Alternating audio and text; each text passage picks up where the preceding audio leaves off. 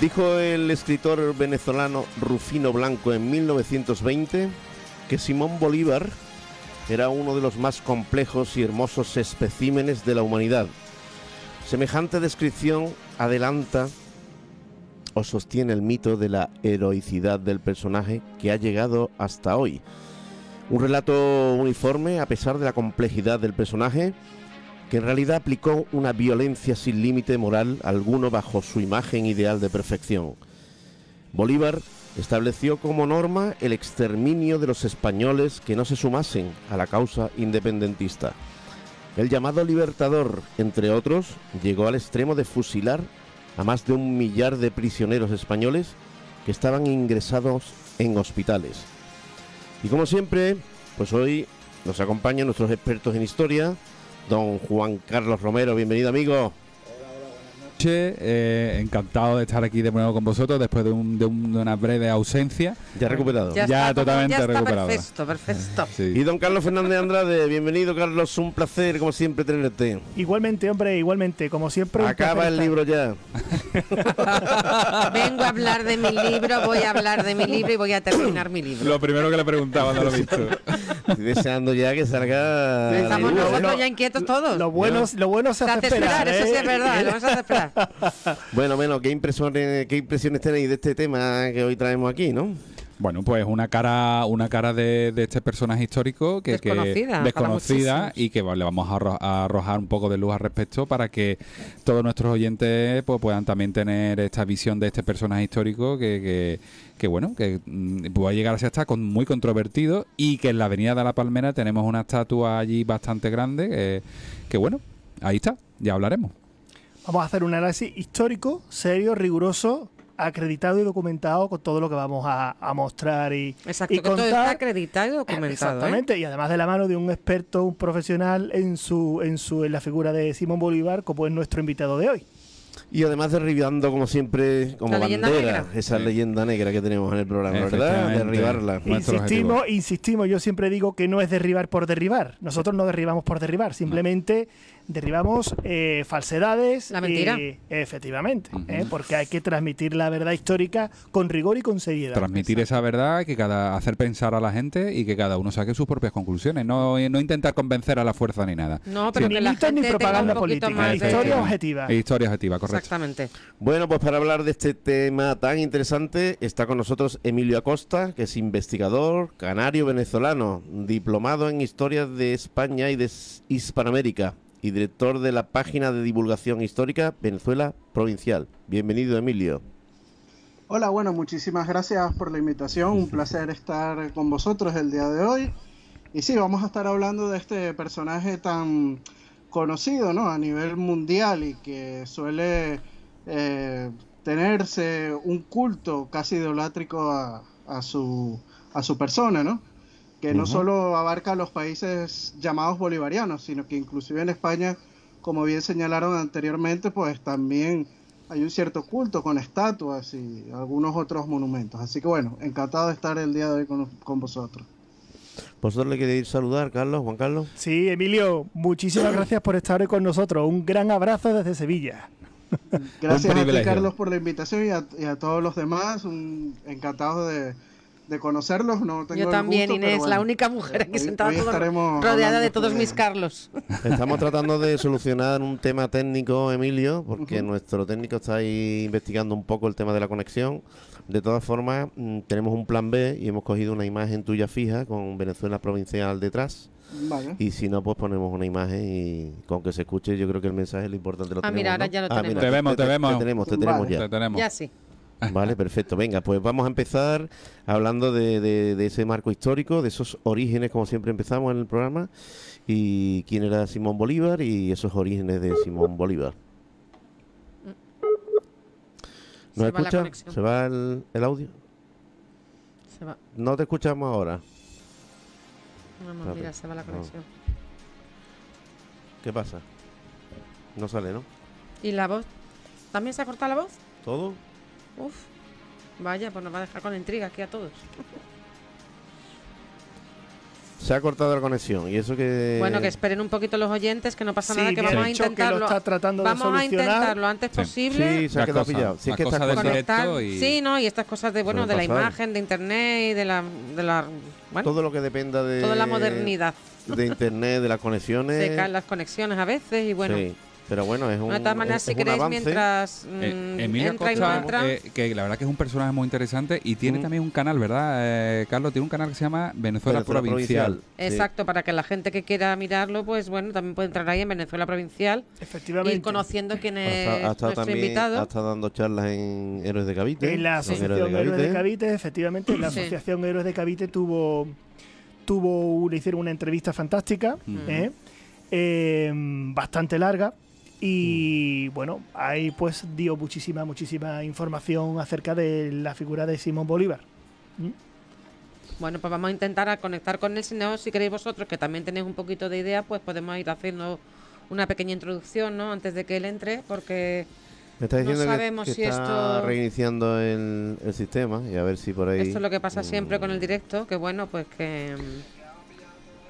Sí, pero bueno, no pasa nada. Hay una cosa importante que dijiste el otro día, Carlos, y que lo he comentado, ¿no? Con nuestro amigo Sergio Otomano, ¿no? Sí. Sí. ¿Estamos ya? No, que le pase la invitación de nuevo.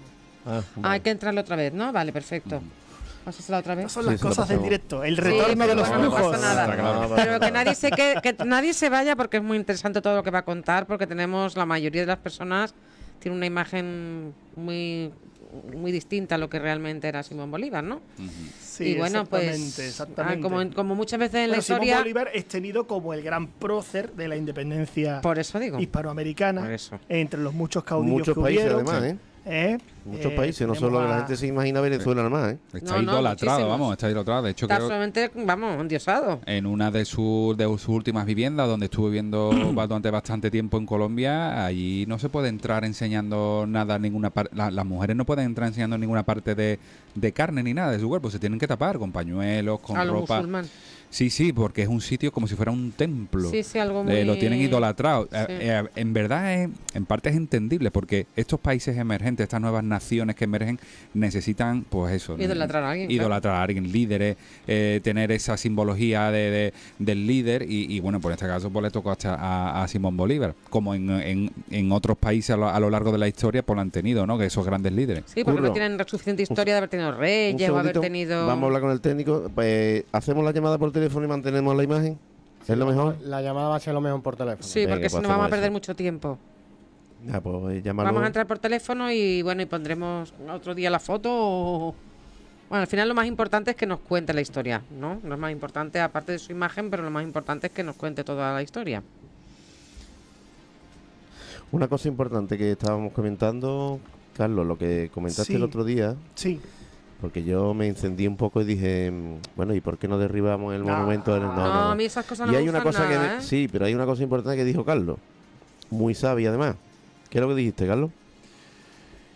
Que bueno, yo lo vine hablando con Juan Carlos ahora para acá. Y le digo, mira, es que si te pones a pensarlo, uno no debe hablar nunca mal hasta ni de sus propios enemigos.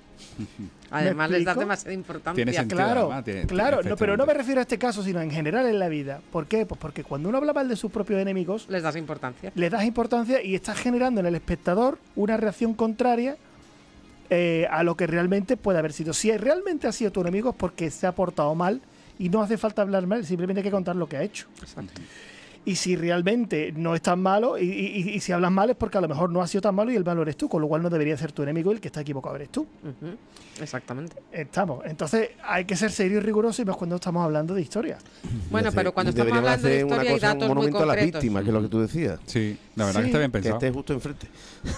Totalmente. Efectivamente. Yo no sé si habéis parado a ver en la base del monumento de Simón Bolívar aquí en Sevilla, en la avenida de la Palmera. Tiene como unas placas donde hay comentarios de Simón Bolívar en relación a concordia, fraternidad con España, con nuestros lazos culturales, y la verdad que me llama mucho la atención porque choca un poco con toda la historia que vamos a contar ahora, en parte porque, bueno, el decreto de ley de la guerra sangrienta que él decreta en contra de todo lo que sea español o canario o de origen, bueno, y incluso hasta los propios extranjeros también los perseguía. Y entonces invito a la gente que lea las placas que hay en la base porque son muy de reconciliación, muy de... Y también muy curioso que por lo visto es un monumento del año 81 en el que el rey Juan Carlos viene incluso a inaugurarlo. O sea, que es curioso como con la historia que hay detrás del personaje.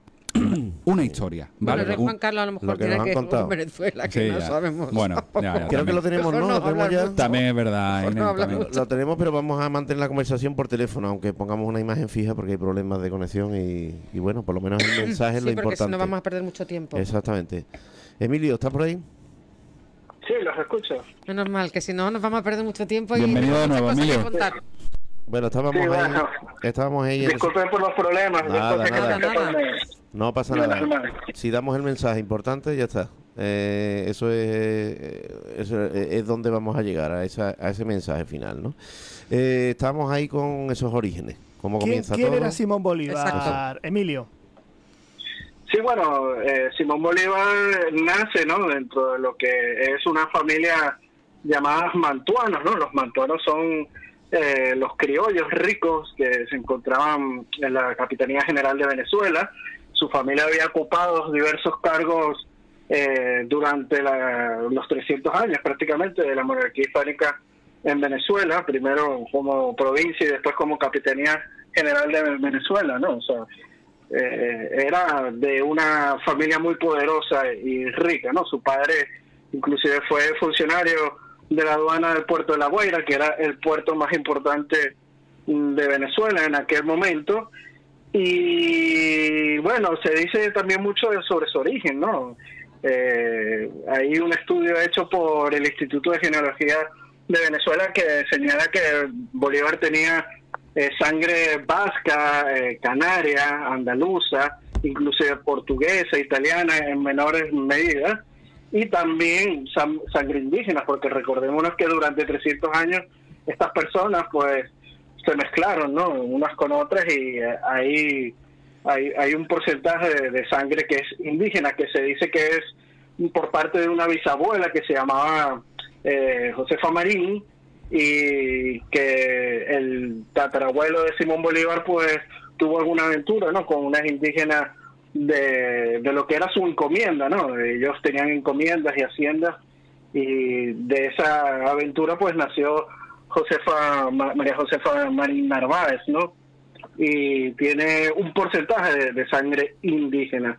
Esto es dicho por el Instituto de Genealogía de Venezuela y afirmado por historiadores como Antonio Herrera Bayán y también el historiador canario Manuel Hernández González, que han estudiado todo su árbol genealógico. Bueno, y cuéntanos un poquito cómo... Curioso, porque Simón Bolívar estuvo en España, ¿no? Estuvo incluso en Cádiz. Sí, por supuesto. Él, hay que recordar, fue oficial del ejército, bueno, del ejército no, de las milicias españolas, ¿no? Él perteneció a las milicias de blancos del Valle de Aragua, y luego que él llega a subteniente, pues su familia lo envía a España, ¿no?, para continuar sus estudios. Primero hace una parada en México, al puerto de Veracruz, estará unos días después en Ciudad de México, y después de ahí parte a la península ibérica, ¿no? Llega al puerto de Cádiz, y de ahí pues va a Madrid.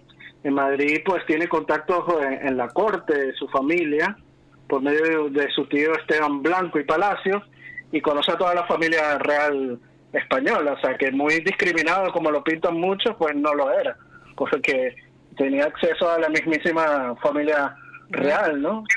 Inclusive conoció a Fernando VII y se dice que hasta jugó pelota con él, una especie de badminton que se jugaba en la época.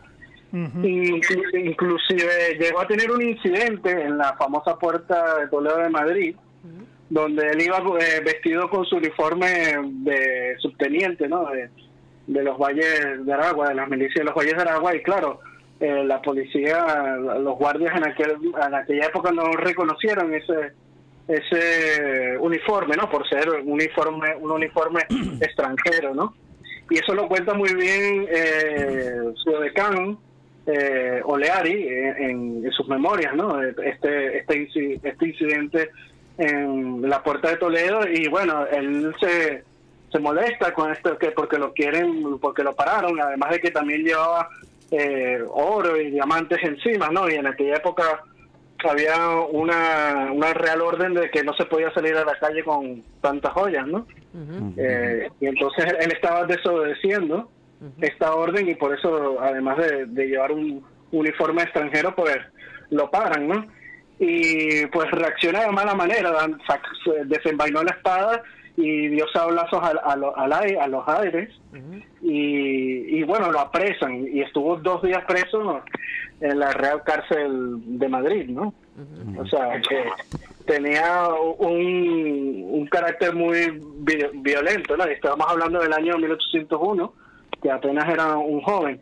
Y de ahí, bueno, él se casa aquí en Madrid con una se llama María Teresa del Toro, y después de ese problema, que estuvo preso 2 días, su familia, pues, buscando de que no le pasara nada peor, pues le dan un pasaporte, consigue un pasaporte y se va para Bilbao, y de Bilbao pues va a La Coruña y parte y regresa con su esposa a Venezuela, ¿no? Y en Venezuela su esposa morirá lamentablemente por esas fiebres tropicales que muchas personas sufrían en la época y se sufre hoy en día. Bueno, y pasamos al apartado entonces de cómo llega el tema de las milicias españolas, porque al final es oficial, ¿no?, de las milicias, ¿no? Sí, es como dije, es subteniente de las milicias de Blanco de los Valles de Aragua. Sí. Carlos IV fue el que le da el título, ¿no? En aquella época, en 1799, y después de estar en las milicias, como digo, o sea, él trata de terminar sus estudios en la península. Estaba a cargo de él, de su manutención aquí en Madrid, el marqués de Ustaris, que era un marqués que había nacido en Caracas y había ocupado cargos en la corte en Madrid, ¿no? Fue intendente de Hacienda, intendente de Extremadura, y ocupó grandes cargos, o sea, estuvo con gente de alto nivel y sí, que estuvo muy bien rodeado y rodeado de lo mejor. Sí, exacto, estuvo muy rodeado de personas importantes en aquel momento. O sea, ese cuento que él dice en la Carta de Jamaica de que a los criollos los discriminaban y que por eso es uno de los motivos de la independencia, pues es totalmente falso. Su propia familia, su tío Esteban Blanco Palacios, que fue quien lo recibió en la península, fue diputado a las Cortes de Cádiz, que por cierto, en una de sus intervenciones, él quiso, o mejor dicho, él estuvo en contra de la abolición de la esclavitud, que eso se estuvo debatiendo en las Cortes de Cádiz. Él estuvo en contra. Sí, el tío Esteban, su tío Esteban Palacios estuvo en contra de ella, de la abolición. Bueno, que nos quedan 6 minutitos, ¿no? Para patrocinadores, 5 o 6 minutos. Vale, vamos muy rápido en esos temas.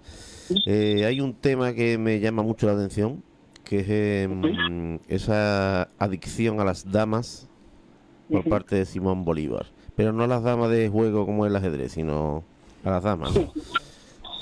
Sí, bueno, a las féminas, ¿no? Bueno, según las crónicas de la época, bueno, Simón Bolívar era un insaciable mujeriego. Inclusive José Antonio Páez escribió en su autobiografía que Bolívar era, lo cito textualmente, sumamente adictos a las damas. Y durante las campañas militares, quizás una condición heredada de su padre, Juan Vicente Bolívar, quien posee un nutrido expediente en el Tribunal Eclesiástico de Caracas por el supuesto de abusar sexualmente a menores de edad e indígenas en su encomienda, como he citado anteriormente. Su familia tuvo encomiendas en el Valle de Aragua, ¿no?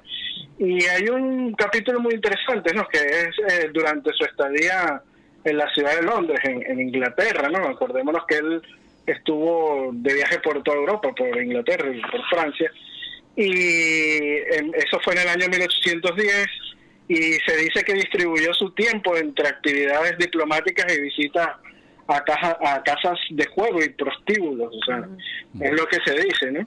Cuenta el historiador Eduardo Lozano que una de esas noches, ¿no?, se vio involucrado en una fuerte discusión con una prostituta que lo había confundido con un sodomita griego, imagínense. O sea, esto lo cuenta este historiador Eduardo Lozano, historiador colombiano. Sí. Y bueno, hay más historias. Se dice también en 1816 que cuando iba rumbo a la isla de Margarita, esto es en plena guerra de independencia, en vez de apresurarse por la ruta más directa, pues Bolívar ordena hacer una parada en la isla de San Tomás, ¿no?, para recoger a su amante Pepita Machado, quien ya había zarpado rumbo a Haití, ¿no? Y la noticia causó gran pesar en Bolívar, y también ordenó a sus hombres subirse en una embarcación, ir en búsqueda de esta mujer, ¿no? Y él, bueno, se molestó bastante, y sus soldados también, ¿no?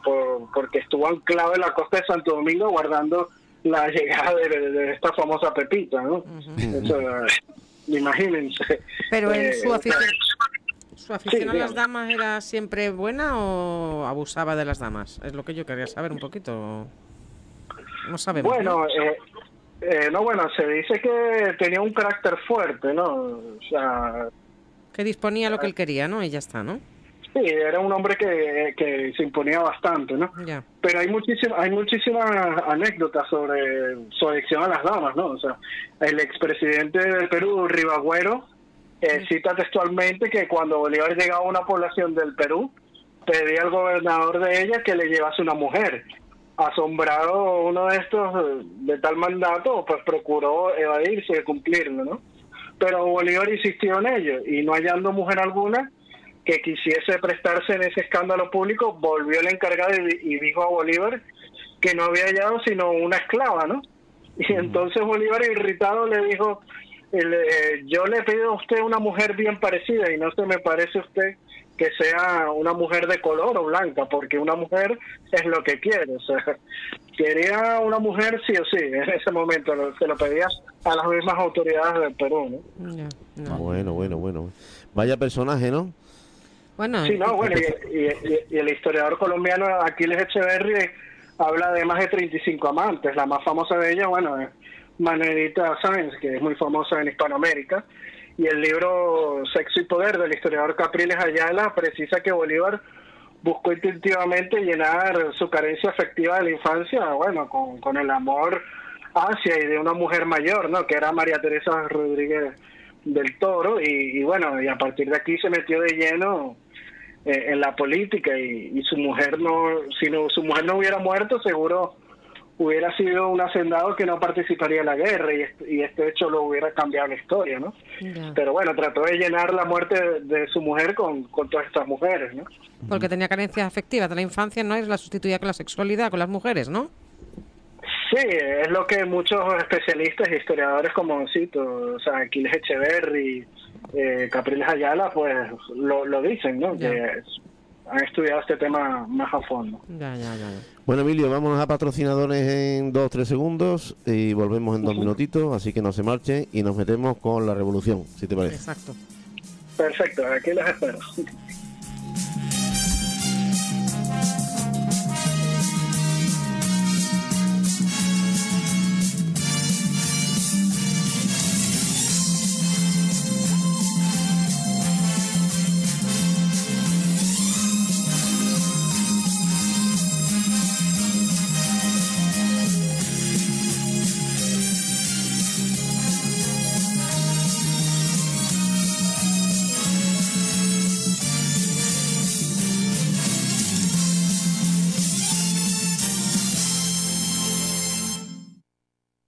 Onda Capital 95.1 FM. Espacio Vida, Psicología, Sexología y Paternidad, un lugar donde ser, crecer y quererte más cada día. Especialistas en crecimiento personal, terapia sexual, de pareja y crianza. Si quieres mejorar tu vida sexual y aprender a vivir en bienestar, este es tu sitio. Pide tu cita en layaserra.es. Miguel Fonquibir. Encontrarás todos los sanitarios, baños, calefacción, placas solares, fontanería y mucho más. Casi 30 años en el mercado nos avala. Consulta nuestro catálogo y todos los servicios en miguelfonquibir.es. Te esperamos en calle nivel 23, nave 1, Polígono Store. Secretos de Mujer Boutique es una tienda erótica con más de 10 años de experiencia asesorando en lencería, juguetería y cosmética erótica. Envíos discretos. Realizan talleres y reuniones eróticas a domicilio. Infórmate en el 652 89 62 83 o en secretosdemujerboutique.com.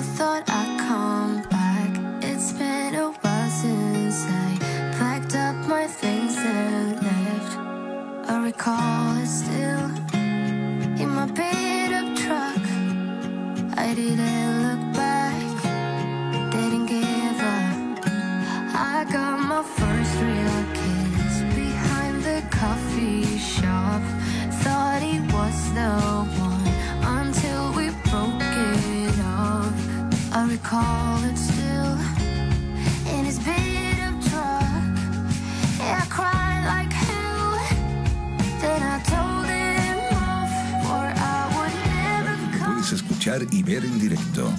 ondacapital.es.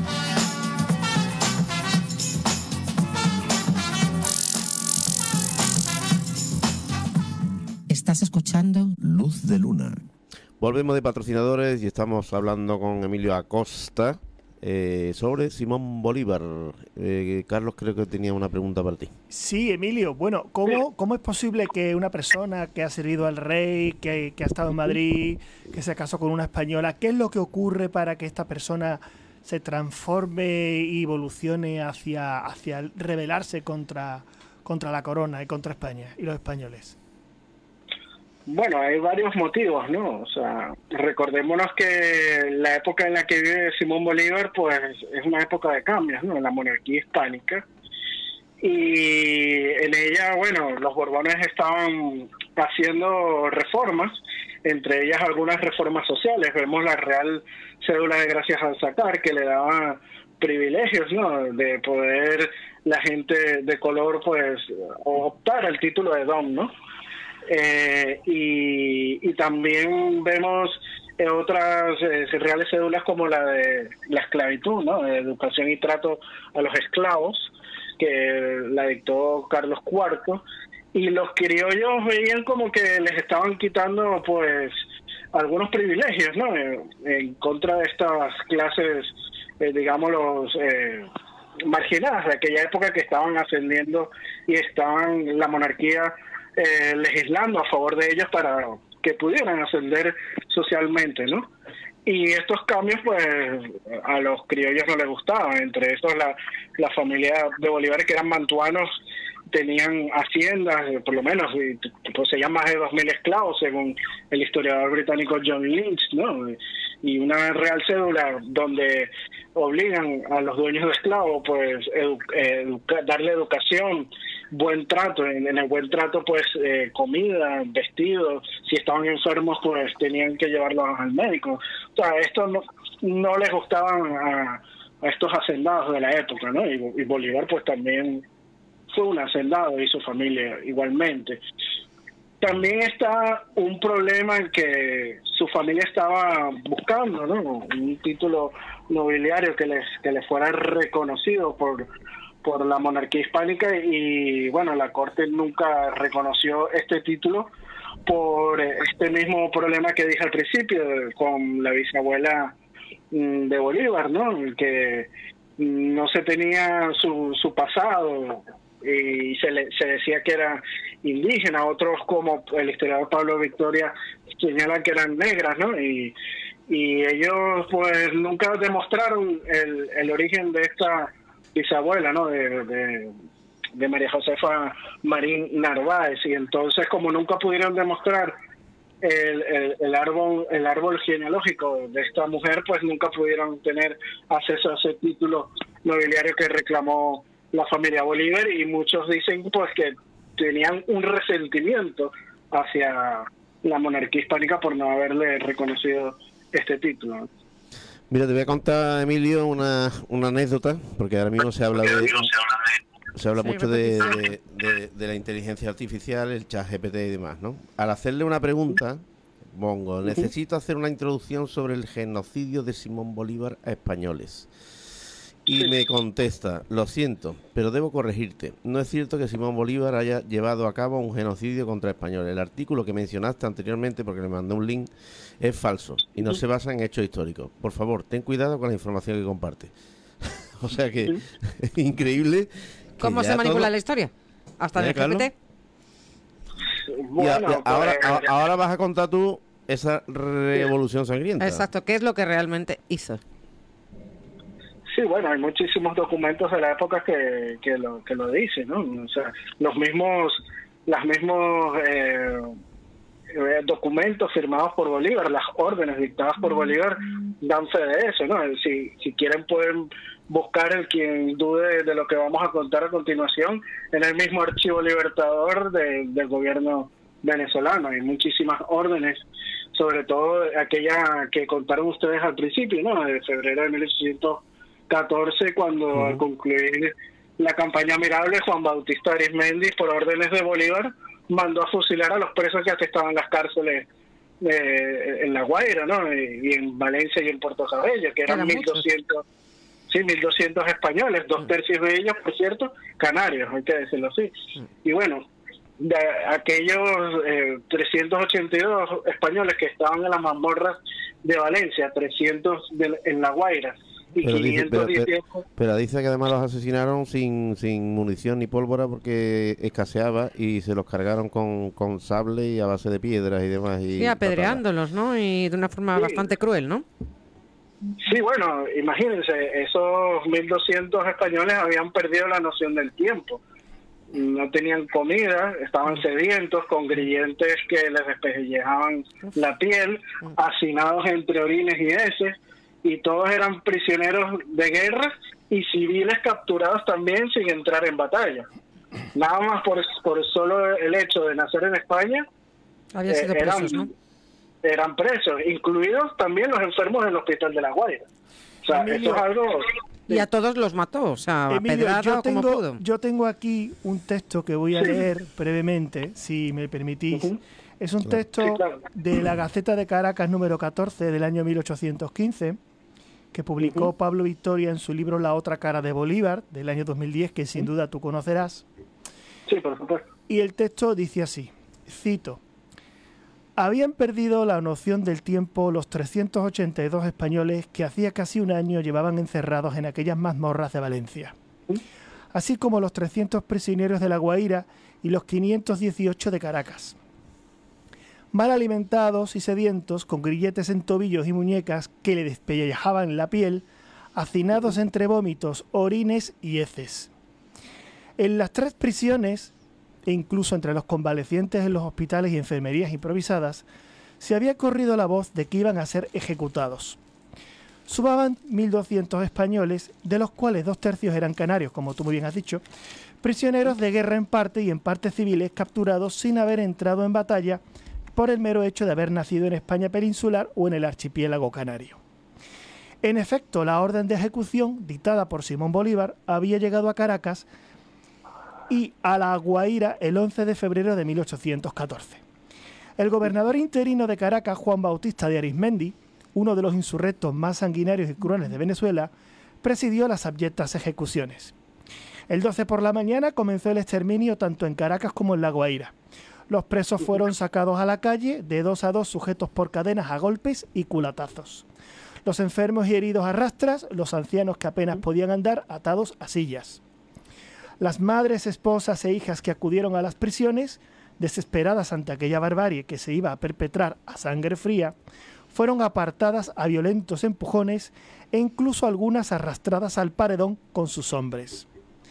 Muchos prisioneros reclamaron su libertad pagada con anterioridad con bienes a las autoridades rebeldes. De nada les valió. Los pelotones de fusilamiento comenzaron la masacre. Los españoles caían abatidos por el fuego. Los fusileros se turnaban con los que arrastraban al suplicio a los reos, hasta que Arizmendi ordenó no gastar más pólvora, cara y escasa, y emplear las picas, sables y machetes para acabar con la villa de aquellos famélicos desgraciados. Algunos, sabiéndose muertos sin remisión, trataron de defenderse yendo contra sus verdugos, quienes se ensañaban a estocadas y mandobles salvajes en los brazos, piernas, vientres y cabezas. La masacre continuó durante los días 12, 13 y 14. Muchos yacían agonizantes en el suelo ensangrentado y fueron rematados reventándoles la cabeza con grandes piedras. Una enorme pira se hizo con los cuerpos desmembrados, donde ardieron estando vivos aún muchos de ellos. En Valencia, presidida la ejecución por el propio Bolívar, fueron asesinados 382 españoles durante los días 14, 15 y 16. El hedor a carne quemada y los gritos de los que agonizaban quedó grabado en la memoria de los testigos de aquella cruel masacre. Fin de la cita. Delita, ¿eh? ¿Cómo habéis quedado? ¿Cómo nos hemos quedado? Todo muy pacífico. De piedra, vamos. Todo muy pacífico. Pero también habrá muchos más episodios, ¿verdad, Gio? Sí, bueno, hay muchísimos, de verdad. O sea, fue una guerra, como dije en una conferencia que tuve con la Asociación Héroes de Cavite, sí, de sangrienta, ¿no? Y les puedo contar uno muy famoso que es en la batalla naval de los Frailes del 2 de mayo de 1816, ¿no? Que bueno, que al entrar en la cabina de un barco llamado el Intrépido, los republicanos asesinaron a un herido que estaba siendo atendido por un cirujano. Y bueno, y como intentaba calmar a los agresores, también fue asesinado. Mientras esto ocurría, Simón Bolívar se divertía riéndose, ¿no? Mientras disparaba a los náufragos que desnudos intentaban salvarse a nado, pese a que la contienda de los náufragos son intocables. Esto lo cuenta Pablo Victoria también en su libro del terror bolivariano, y también un legionario británico en sus memorias. O sea, que le divertía la crueldad, ¿no? Sí, Holstein es el legionario británico que lo cuenta, ¿no? Que es la principal, digamos, fuente, que inclusive después, digamos que en el informe hecho por los republicanos hablan de esta misma masacre, o sea, los mismos documentos de ellos pues lo certifican que fue así, ¿no? Hay una anécdota que yo te quería preguntar por ella, que yo supe de ella en tu intervención, Emilio, en la entrevista que te hizo la Asociación Héroes de Cavite, fantástica, por cierto, está en YouTube, recomendaría a todo el mundo que la viera, eso sí, con mucho estómago, porque a mí me cortó el cuerpo un par de veces, y que me encantó. Te felicito por esa entrevista, por esa teleconferencia. Y yo me quedé con una anécdota que me dejó sorprendido, que es la anécdota de las dos cabezas de los dos ancianos. ¿Te acuerdas de ella? Sí, claro, por supuesto. ¿Podrías contarme? Pero ese no fue Simón Bolívar. Fue el Antonio Nicolás Briceño, el Diablo Briceño, ¿no? Que digamos que él fue como el antecesor o el precursor de la guerra a muerte, ¿no? Que él, estando en la frontera entre Colombia y Venezuela, pues entra a Venezuela y a unos ancianos que estaban ahí tranquilos, nada más por ser españoles, pues le mandó a cortar la cabeza, y después con la misma sangre de las cabezas, pues le manda una carta firmada a Simón Bolívar, ¿no? Dando noticias de lo que había pasado. Y otro capítulo, Carlos, muy importante que no podemos dejar pasar, es la famosa Navidad Negra de Pasto, ¿no? Cuando Simón Bolívar, entre el 23 y 24 de diciembre de 1822, ordenó un ataque comandado por Sucre, ¿no? A la ciudad de Pasto, en lo que es la actual Colombia, que es una ciudad llena de indígenas, ¿no? Que por cierto fueron los más leales a la monarquía hispánica, curiosamente, ¿no? Y bueno, después de este ataque comandado por Sucre, pues siguió una matanza sin precedentes de la población, que hay que decirlo, era civil en su mayoría durante 3 días. Pero porque eran realistas, ¿no? Porque eran realistas, precisamente, era una de las zonas más leales a la monarquía hispánica, ¿no? Y bueno, algunos autores lo han considerado como un genocidio, ¿no? El mismo biógrafo de Bolívar, Oleari, lo condena. Y los insurgentes, hay que decirlo, entraban a las iglesias en caballos, saqueando ornamentos de oro y plata, ingresaban con brutal violencia a las casas para robar y matar. Se calcula que más de 500 pastusos fueron masacrados. Incluso había mujeres que, bueno, con la mentalidad de la época, ojo, no en polémica, preferían que entregaban a sus hijas a los soldados blancos antes que la violaran uno de color negro, ¿no? O sea, es triste, ¿no? Y todo esto está documentado, ¿no? Como digo, o sea, el mismo edecán de Bolívar, Oleari, lo cuenta, y muchos rebeldes en sus memorias también lo citan así. Emilio, yo te quería preguntar algo. A priori podríamos entender que los indígenas más bien podrían estar en contra del rey de España, incluso más a favor de lo que es una revolución liberadora, ¿no? De que, bueno, pues estamos más a favor de una revolución antes que de un rey. ¿Por qué tomaron más parte los indígenas por la lealtad a la corona hispánica más que a una revolución que a priori se puede entender que les podría venir mejor, pero al parecer por algún motivo no? ¿Cuál era el motivo, Emilio? Bueno, el motivo principal sin duda alguna fueron la creación de las leyes de India. Y estas leyes de India fueron creadas justamente por la monarquía hispánica, ¿no? Que protegían los derechos que tenían los indígenas, entre ellos los derechos a poseer tierras comunales, ¿no? Inclusive hoy en día en pleitos de tierra estos mismos indígenas sacan sus títulos de tierras concedidos por los mismos reyes de España, ¿no? Para reclamar muchas tierras que les han sido arrebatadas después de la independencia, ¿no? Y ellos veían más bien al rey de España como un protector, porque acordémonos que aquellos criollos que estaban allá eran los que justamente a cada momento pues sucedían conflictos entre ellos. Y quienes comandaron estas revoluciones fueron justamente esos criollos, esa alta clase de los países hispanoamericanos, y cuando había un pleito pues siempre el rey de España trataba de favorecer a los indígenas, ¿no? Siempre cuando había algún pleito se trataba de legislar a favor de ellos, ¿no? Inclusive la legislación es muy proteccionista en ese sentido, ¿no? Vemos las leyes de India y es un cuerpo increíble. Inclusive el historiador británico John Lynch, en su biografía sobre Simón Bolívar, dice que hubo indios que se dice que lloraron al enterarse de que el rey se había ido, ¿no? Después de perder la guerra. Y que acaso porque sentía que con ellos estaban perdiendo un protector, ¿no? O sea, después que se fue la monarquía hispánica, muchos de ellos perdieron sus tierras porque fueron expropiadas con este cuento de que la igualdad entre todos, ¿no? Que todos los ciudadanos son iguales. Bueno, se les quitaron las leyes de India y todas aquellas, digamos, protecciones que tenían los indígenas, ¿no? Y muchas de esas tierras fueron llevadas a subastas, y quienes compraron eso eran estos ricos mantuanos, ¿no? Quienes se quedaron con toda su posesión. Emilio, tú has comentado que estuvo en el año 1810 Simón Bolívar en Inglaterra, en Londres. Yo imagino que ¿qué papel ha tenido Gran Bretaña en el proceso de la independencia, que entiendo que ha sido importante?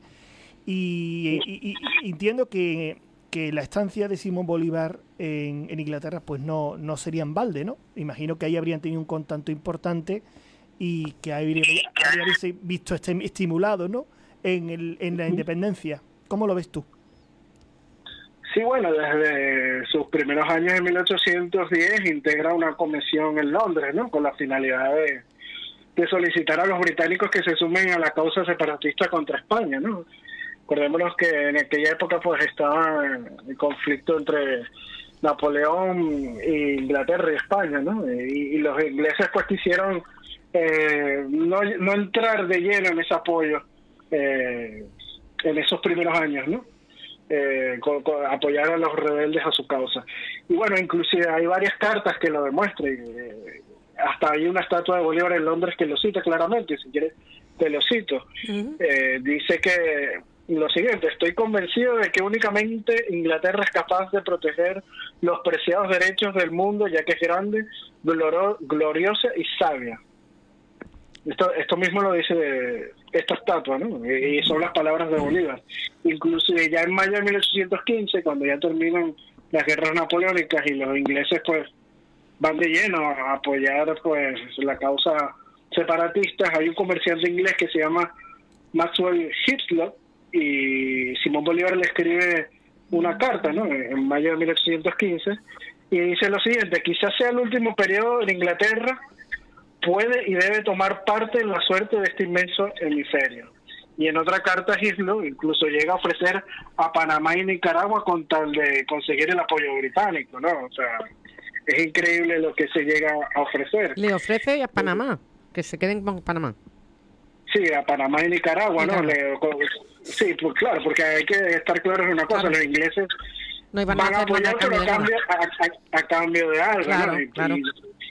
Y después justamente cobrarían todas esas ayudas con digamos, bienes, ¿no? Tratados de libre, con tratados de libre comercio, también con todo el oro que se robaron de las reales haciendas de Lima y de Bogotá, ¿no? Durante la guerra. Es horrible todo lo que hicieron pues las tropas británicas inglesas, sí, en Hispanoamérica. Sí. No. Emilio, ¿cuál fue la conexión de Bolívar con la masonería? Porque entiendo que la masonería tuvo también mucho que ver ahí, ¿no? Sí, bueno, Simón Bolívar fue iniciado masón en una logia en París, ¿no? Pero hay que decirlo, él después, ya a finales de su vida, pues no tiene una buena opinión sobre los masones. Inclusive llegó a prohibirla en un decreto de la Gran Colombia, ¿no? Inclusive se expresa de una manera muy mala de los masones, ¿no? Es lo que hay, ¿no?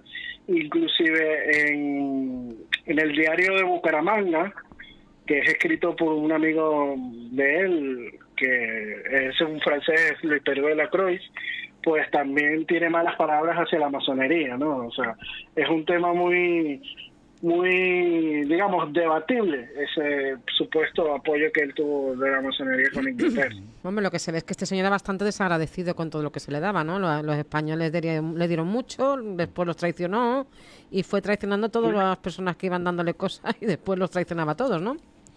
Inclusive antes de morir, él, digamos que no se desencantó con Inglaterra también. Por eso, que parecía una persona bastante desagradecida, ¿no? De hecho, Emilio, sí, te quería preguntar, como ya nos quedan pocos minutos, de esta última etapa ya de Simón Bolívar, de la muerte, de sus últimos años, de cuáles fueron sus últimos pensamientos, sus conclusiones al final de, digamos, su testamento político. ¿Cómo fue al final ya los últimos años de Simón Bolívar?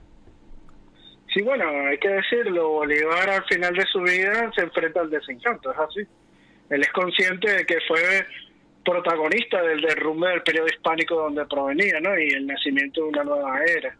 Inclusive esa nueva era de caudillos regionales, capitalizando todo el desorden y la desolación en que había quedado el país para tomar el poder y dividir a los antiguos territorios hispánicos, la guerra civil que Venezuela y América pues hizo que fueran dominados por militares, ¿no? Y en vez de avanzar, lo que hubo fue una involución, ¿no? En términos de estabilidad sociopolítica. Solo por revisar la correspondencia privada de Bolívar antes de morir podemos observarlo, ¿no? Inclusive te puedo citar una carta muy importante que es una que le escribe a Estanislao Vergara el 25 de septiembre de 1830, ¿no? Sí. Y Bolívar señala lo siguiente: créame usted que nunca he visto con buenos ojos las insurrecciones y últimamente he deplorado hasta las que hemos hecho contra los españoles. Esto mismo lo dice Bolívar, ¿no? Fíjate.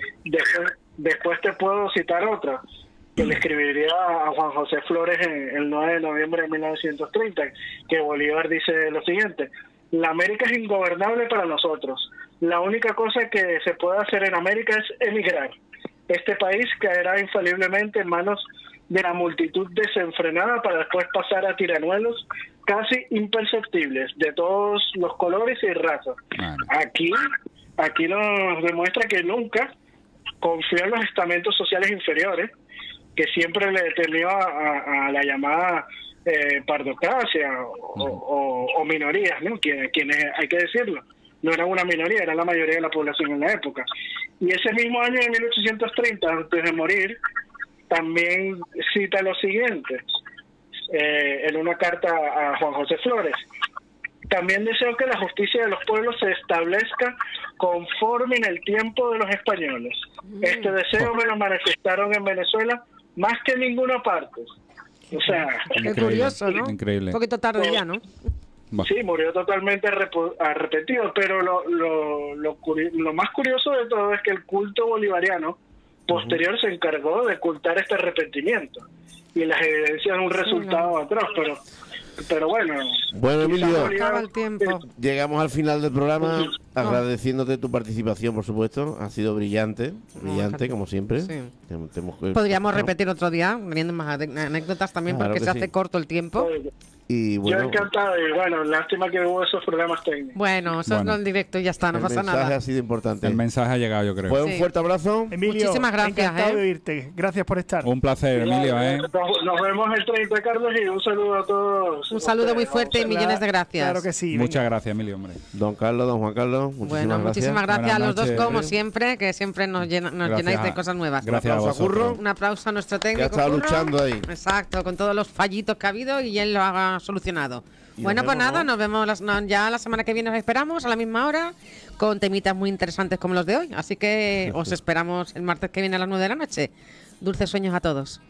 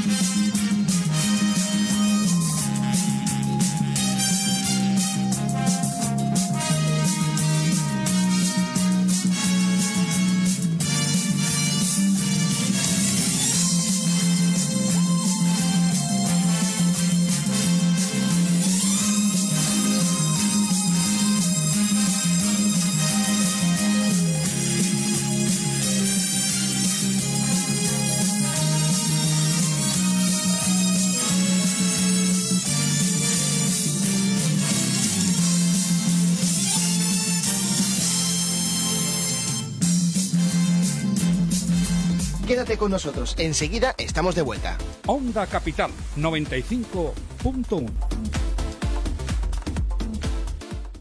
Espacio Vida, Psicología, Sexología y Mapaternidad, un lugar donde ser, crecer y quererte más cada día. Especialistas en crecimiento personal, terapia sexual, de pareja y crianza. Si quieres mejorar tu vida sexual y aprender a vivir en bienestar, este es tu sitio. Pide tu cita en layaserra.es. Miguel Fonkibir. Encontrarás todos los sanitarios, baños, calefacción, placas solares, fontanería y mucho más. Casi 30 años en el mercado nos avala. Consulta nuestro catálogo y todos los servicios en miguelfonkibir.es. Te esperamos en calle nivel 23, nave 1, Polígono Store. Secretos de Mujer Boutique es una tienda erótica con más de 10 años de experiencia asesorando en lencería, juguetería y cosmética erótica. Envíos discretos. Realizan talleres y reuniones eróticas a domicilio. Infórmate en el 652 89 62 83 o en secretosdemujerboutique.com.